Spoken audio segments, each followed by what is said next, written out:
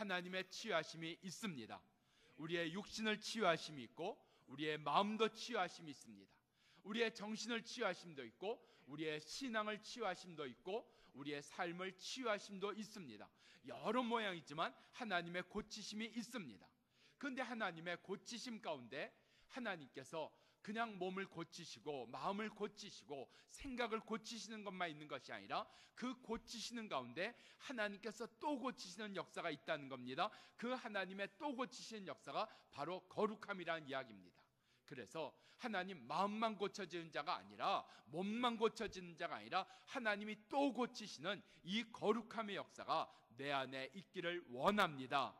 그래서 오늘 말씀을 통해서 우리 가운데 몸만 고침받고 끝나는 자가 아니라 마음만 고침받고 끝나는 자가 아니라 또 다른 고침이 있는 치유가 있는 이 거룩함의 역사가 우리 안에 이루어지기를 바랍니다. 첫째, 숨겨진 병에 치유함이 있습니다. 숨겨진 병. 하나님께서 내 몸을 고치실 때 숨겨진 병까지 고치십니다. 내 마음을 고치실 때 숨겨진 병을 고치십니다. 숨겨진 병은요, 잘 모릅니다. 내 안에 그 병이 있는지 없는지조차 모릅니다. 그런데 이 병이 언제 문제를 일으키는가 하면 아주 결정적일 때 이 숨겨진 병이 우리를 무너지게 만듭니다. 그래서 이 숨겨진 병, 하나님 주님께서 나를 고쳐주셨습니다 하는 거 고쳐주셨다고 할 때 하나님께서 나의 숨겨진 병까지 고치시는 그 은혜가 우리 가운데 깨달아지기를 바랍니다. 나만에게 숨겨진 병이 무엇이었을까요? 그의 병에 문둥병이라 그랬습니다. 그런데 그 문둥병을 고치실 때 그의 숨겨진 병까지 고치시는 역사, 그의 숨겨진 병이 뭐예요? 오늘 10절 말씀을 보면 엘리사가 이야기합니다. 요단강에 가서 몸을 7번 씻으라고요. 자, 그 말에 대해서 11절 나만이 뭐라 그래요? 내 생각에는 엘리사가 나에게 뛰어나와서 손을 흔들며 내 상처 위에 손을 흔들며 그럴 줄 알았는데 자기의 생각과 다른 거예요. 자기의 생각과 다른 거예요. 나만을 통해서 주신 말씀이 뭐예요? 요단강에 가서 몸을 7번 씻으라고 했어요. 근데 11절에 요단강에 안 갔어요. 몸을 7번 씻지도 않았어요.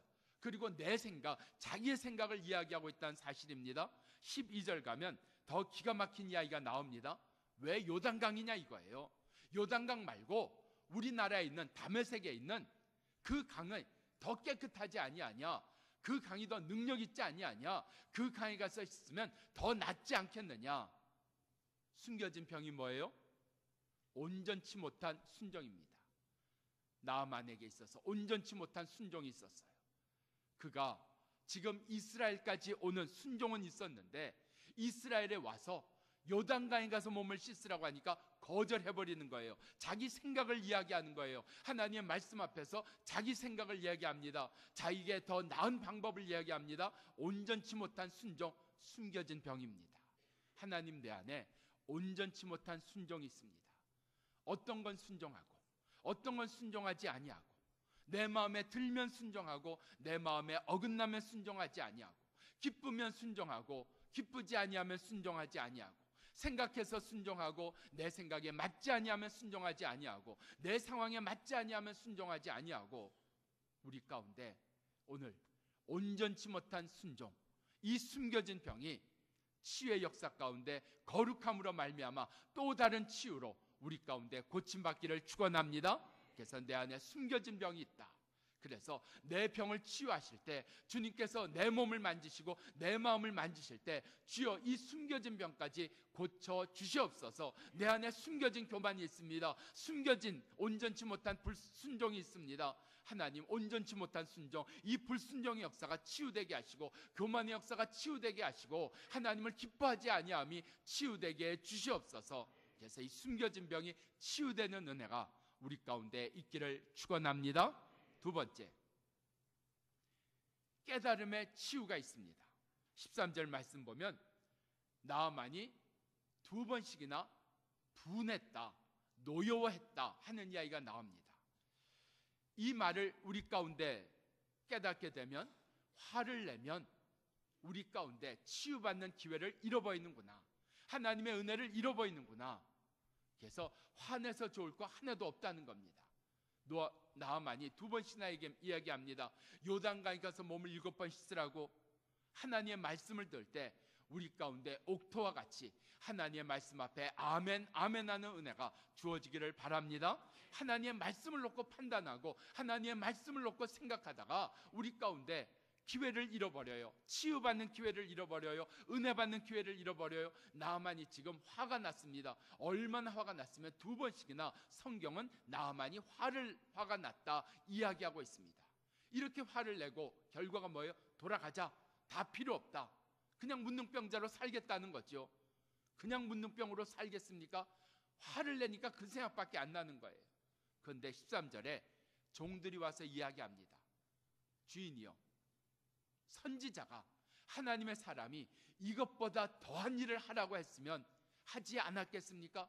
이것보다 더 힘든 일도, 이것보다 더 마음에 안 드는 일도 했을 텐데 요단강에 가서 몸을 씻으라고 한 게 뭐가 문제입니까? 그제서야 나아만이 깨닫습니다. 오늘 우리를 치유하실 때 말씀이 깨달아지는 은혜가 우리 가운데 이루어지는 줄로 믿습니다. 그래서 내 몸만 치유되는 것이 아니라, 내 아픔만 치유되는 것이 아니라, 내 상처만 치유되는 것이 아니라 깨닫지 못했던 하나님의 말씀, 요단강에 가서 몸을 7번 씻으라, 그 말씀을 깨닫지 못하고 살았던 그 말씀을 깨닫지 못한 것이 우리 가운데 깨달아지는 역사가 주어지기를 바랍니다. 우리의 삶에, 우리의 신앙에 자라지 않음이 뭐예요? 말씀이 깨달아지지 않은 거예요. 깨달아지지 않으니까 말씀대로 살지 않아요. 말씀대로 살려고 하지 않아요. 오늘 말씀이 깨달아지는 은혜, 하나님께서 내 몸을 만지실 때, 내 마음을 만지실 때 이 말씀이 깨달아지는 이 은혜, 이 거룩함의 역사가 우리 가운데 이루어지기를 바랍니다. 세 번째, 고침받는 역사가 있습니다. 고침받는 역사.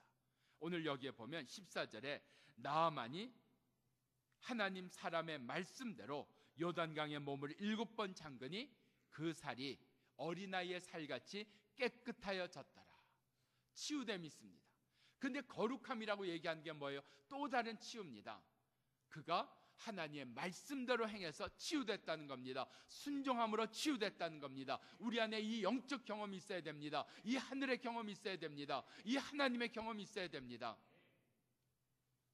지난주일 설교하고 나서 얼마나 부끄럽기도 하고 참 많이 그랬어요. 내가 하나님의 스피커로 충분히 그 이야기를 전하지 못한 것이 너무 안타까운 거예요. 하나님 경험이라는 게 얼마나 소중한 건데 왜 그것을 그렇게 어렵게 이야기했을까? 저는 어렵게 이야기했지만 여러분은 다 쉽게 받아들이는 은혜가 주어지기를 바랍니다. 하나님 경험이 뭐예요? 이게 약 먹고 난 게 아니구나. 이게 내가 조심해서 난 게 아니구나. 이게 하나님의 은혜로 난 것이구나. 이 하늘의 경험이 있기를 축원합니다. 하나님이 고쳐주셨구나. 하나님이 도와주셨구나. 하나님이 살려주셨구나. 하나님이 붙들어 주셨구나. 이것이 깨달아지는 이 또 다른 치유의 역사가 우리 가운데 있기를 바랍니다. 약 먹고 난 거요? 우리에게 있어서 점점 병원만, 점점 약만, 점점 음식만 생각하게 해요. 그런데 하나님으로 나음 얻었구나. 하나님과 가까워지는 겁니다. 하나님과 가까워져요. 그래서 우리 가운데 이 또 다른 치유의 역사, 거룩한 치유의 역사, 바로 하나님의 말씀대로 내가 나음 얻었구나. 하나님의 약속대로 나음을 얻었구나. 하나님의 뜻대로 내가 나음을 얻었구나. 오늘 이 은혜가 우리 가운데 있기를 축원합니다. 네 번째, 이 부분이 중요해요. 우리 가운데 왜 치유가 거룩함이냐? 왜 치유가 거룩함이냐? 우리가 여태까지 많은 병에 고침을 받았어요. 많은 병에 고침을 받았어요. 요즘에 뭐 그동안도 기도는 했지만 새삼스럽게 기도하는 것이 우리 목사님, 전도사님들 병을 위해서 기도하는 겁니다. 목사님, 전도사님들 가운데도 약함이 있더라고요. 가만 보니까 뭐 목 디스크, 허리 디스크 없는 사람이 없는 것 같아요. 그래서 저도 있거든요, 목 디스크가. 근데 아프다고 한 사람 앞에서 나도 아프다 이야기를 차마 못하겠더라고요. 근데 뭐 없는 사람이 없는 것 같아요. 다 있는 것 같아요. 근데 우리 가운데 하나님 고쳐주신 역사 있습니다. 예. 사는데 지장 없으면 괜찮은 거잖아요. 여러분, 그 암세포가 암 환자에게만 있을까요? 아니랍니다. 죄송하지만 여기 있는 사람 거의 다가 암세포 가지고 있습니다. 근데 그 암세포가 정상세포에 의해서 다스림을 받기 때문에 우리가 암 환자가 되지 않는 거예요. 끊임없이 암세포가 이 안에서 발생을 하지만 그게 다 죽거나 힘을 못 쓰거나 정지 상태에 있어서 암 환자가 안 되는 거예요. 근데 이 암세포가 힘이 더 세가지고 정상세포를 이기면 그 다음부터는 우리가 암 환자가 되는 거란 말이죠. 그러니까 암세포가 없는 것이 아니라 있는데 그게 활동을 못하는 거예요. 이 안에서 능력이 없는 거예요. 그러면 된 거잖아요. 하나님 암세포가 하나도 없기를 그거 아니잖아요.